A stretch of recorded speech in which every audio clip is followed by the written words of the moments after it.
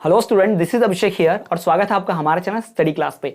तो जैसा कि आपने थंबनेल में देख लिया होगा कि इस वीडियो में हम बात करने वाले हैं कि डीएलएड का पेपर प्रेजेंटेशन कैसा होना चाहिए, यानी डीएलएड की जो उत्तर पुस्तिका में मिलती है फाइनल एग्जाम में, उस उत्तर पुस्तिका में प्रश्नों के उत्तर लिखने कैसे हैं, यानी पेपर प्रेजेंटेशन कैसा होना चाहिए, वही आज हम यहाँ पर सीखने वाले हैं। तो वीडियो बहुत इंपॉर्टेंट है, बहुत ज्यादा, क्योंकि भाई हमको डीएलएड की परीक्षा बहुत अच्छे से पास करनी है, अच्छा स्कोर करना है, क्योंकि लिखते तो सब हैं पर सबको पूरे पूरे नंबर नहीं आते। तो इस वीडियो में मैं यही बताऊंगा कि आप जो पढ़कर जाएंगे, जो प्रश्न आपको आएंगे, उन प्रश्नों के उत्तर आप कैसे लिखेंगे, वही हम सीखेंगे। तो चलिए शुरू करते हैं। और मैं बेसिक से एकदम बताता हूं और आसान तरीका बताता हूं, जो शायद आपको आता भी हो, लेकिन कुछ अगर कमी है तो आप यहां से दूर कर पाएंगे, अच्छा गाइडेंस आप ले पाएंगे, जनरल आइडिया हो जाएगा कि कैसे पेपर प्रेजेंटेशन किया जाता है और कैसे अच्छे नंबर हासिल किए जाते हैं। ठीक है, चलिए शुरू करते हैं। पर शुरू करने से पहले छोटी सी रिक्वेस्ट, यदि चैनल पर पहली बार आए हो और ऐसे वीडियोस हमेशा देखना है, पढ़ाई करते रहना है, तो चैनल को सब्सक्राइब करके बेल नोटिफिकेशन ऑल पर जरूर रखना। चलिए बात करते हैं और देखते हैं।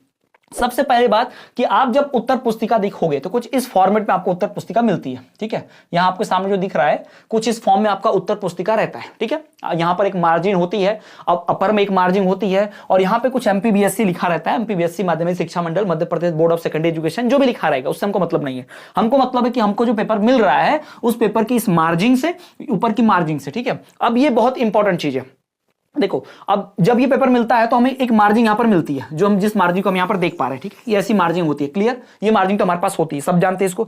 तो इस मार्जिन को आपको कुछ नहीं करना है, याद रखिएगा। जब इस मार्जिन का इस्तेमाल कब करते हैं? केवल और केवल क्रमांक देने के लिए, बुलेट देने के लिए, जैसे क, फिर ख नंबर का पॉइंट लिख रहे हो कुछ ऐसा, या फिर आप पॉइंट नंबर 1 लिख रहे हो तो, पॉइंट नंबर 2 लिख रहे हो तो, है ना, यानी इन्हीं सब के लिए इसको इस्तेमाल करते हैं, बाकी किसी काम के लिए इसको इस्तेमाल नहीं करते। ध्यान रखना, कभी भूलना मत। क्लियर है, ये बता दिया मैंने, हमेशा ध्यान रखना। दूसरा बात, कभी भी इस ऊपर के मार्जिन का, ये जो रेड लाइन है सबसे ऊपर की मार्जिन का कभी इस्तेमाल नहीं करते हैं। ये भी आपको पता होगा, नहीं पता तो ध्यान रखिएगा, इसके ऊपर के मार्जिन का इस्तेमाल कभी नहीं करते। और सबसे इंपॉर्टेंट कि भाई कभी भी प्रश्न पत्र में ऑब्जेक्टिव क्वेश्चन सबसे पहले हल करने होते हैं। वस्तुनिष्ठ प्रश्न उत्तर सबसे पहले फ्रंट पेज से ही लिखना स्टार्ट करते हैं। फ्रंट पेज मतलब जो भी पहला पेज होगा, फ्रंट पेज पे तो रोल नंबर वगैरह लिखना पड़ता है, इंफॉर्मेशन भरनी पड़ती है, उसको हटा के जो नेक्स्ट नंबर आता है वहां से लिखना हम शुरू करते हैं। तो कभी भी आप ऊपर की मार्जिन का इस्तेमाल नहीं करेंगे, इधर की मार्जिन को नंबरिंग देने के अलावा और किसी काम में इस्तेमाल नहीं करेंगे। जो भी लिखना आपको ये एरिया होगा। अब आपको एक और काम करना है कि आपको एक मार्जिन इधर भी बनानी है। जी हां, आपको चाहे मार्जिन दी हो परीक्षा में, ना दी हो, आपको इस आंसर शीट में आपको इधर भी थोड़ा सा लेके एक मार्जिन बना देनी है। ठीक है, अभी मार्जिन क्यों बनानी है, इसका क्या काम है, मैं आपको बताता हूं। अक्सर होता क्या है कि जब एग्जामिनर कॉपी चेक करता है, ठीक है, जब एग्जामिनर कॉपी चेक करता है तो आप देखोगे कॉपी चेक करता है, जब पन्ना ऐसा मोड़ा जाता है तो पन्ने को ऐसा मोड़ देते हैं। जैसे मैं आपको एक किताब के उदाहरण से समझा देता हूं। जैसे मेरे पास एक कोई क्वेश्चन पेपर हो तो मैं आपको उसके माध्यम से समझाता हूं। ठीक है, जैसे मेरे पास यहाँ क्वेश्चन पेपर के बंडल्स रखे हैं। अब यहां से मैं कोई एक क्वेश्चन पेपर निकालता हूं और आपको इसमें समझाता हूं। जो मेरे स्टूडेंट्स ने, छात्रों ने जो परीक्षा दी हुई है, उनका क्वेश्चन पेपर है। ठीक है, अब 10वीं के छात्रों का बोर्ड एग्जाम का परीक्षा था, तो बोर्ड एग्जाम की परीक्षा ली गई, तो उनको परीक्षा दी गई, तो उन्होंने कैसा लिखा हुआ है। ठीक है, लिखा हुआ है। ठीक है, अब ये क्वेश्चन पेपर है, अब किसका है वो तो मत देखो, पर अगर आपको ऐसी शीट मिलती है तो क्या होगा कि ऐसा पलटा के लिखना पड़ता है। ठीक है, ऐसा पलटाया और फिर ऐसे लिखना स्टार्ट किया। अब एग्जामिनर टीचर चेक करेगा, तो चेक करने में क्या होता है, ये हिस्सा थोड़ा दब जाता है पीछे। फिर दूसरा पेज पलटाया, ठीक है, मान लो दूसरा पेज ऐसे पलटाया, तो जब भी ऐसा होगा कि वो पेजेस जब पलटाएंगे तो इसमें से कुछ हिस्सा ऐसा पीछे मुड़ जाता है। और हम लोग कई बार ये एंड होने तक लिखते रहते हैं, ऐसा पूरा एंड होने तक लिख रहे हैं, पर ऐसा नहीं करना है, ये ध्यान रखिएगा। ठीक है, कभी भी जब हम कुछ लिख रहे हैं तो हमारी यहीं तक खत्म होना चाहिए, तो हम तो एंड होने तक लिखते रहते हैं। फिर जब ऐसा पेज मुड़ता है तो ये पेज ऐसा पीछे छप जाता है ना। ये देखो, जिस स्टूडेंट को मैंने बताया हुआ है, मैंने अपने क्लासेस में बच्चों को बता के रखा, बोर्ड एग्जाम में भी लोग क्या करते हैं, एक मार्जिन तो यहाँ दी होती है तो दूसरी मार्जिन में खींच देते हैं और इसके बीच में लिखते हैं। तो आपको भी बिल्कुल ऐसा ही करना है, ध्यान रखिएगा। ठीक है, ऐसा करने से फायदा क्या होगा कि भाई, ऐसा करने से फायदा ये होगा कि जब कोई एग्जामिनर आपकी कॉपी ऐसे मोड़ेगा, आपकी उत्तर पुस्तिका को ऐसे मोड़ेगा कॉपी को, तो अगर आपने यहाँ कुछ यहाँ आपने जगह छोड़ी है तो वो पीछे ढकेगा नहीं, है ना, उसको देखने में ऐसे नहीं देखना पड़ेगा उसको, है ना, ऐसा करके नहीं देखेगा वो, डायरेक्ट इतने एरिया में लिखने का पूरा मिल जाएगा वो। क्लियर, ये समझ में आ गया होगा आपको, क्लियर है। तो ये मैंने आपको बताया, कुछ इस प्रकार से लिखना है। और सबसे इंपॉर्टेंट बात कि जब भी आप किसी प्रश्न का उत्तर लिखें, जैसे आप प्रश्न क्रमांक 2 का उत्तर लिखने जा रहे हैं, तो आप कैसा हेडिंग लगाइए, कुछ इस प्रकार से, प्रश्न क्रमांक 2 का उत्तर। ठीक है, ऐसी हेडिंग दीजिए, ठीक, और इसको आप बढ़िया से बॉक्स में पैक कीजिए, ऐसा बॉक्स में पैक कर दीजिए और फिर उसका उत्तर यहां से लिखना शुरू कीजिए। ठीक है, जैसा मान लो आपको प्रश्न है भाषा क्या है, तो आप यहां लिखो भाषा क्या है।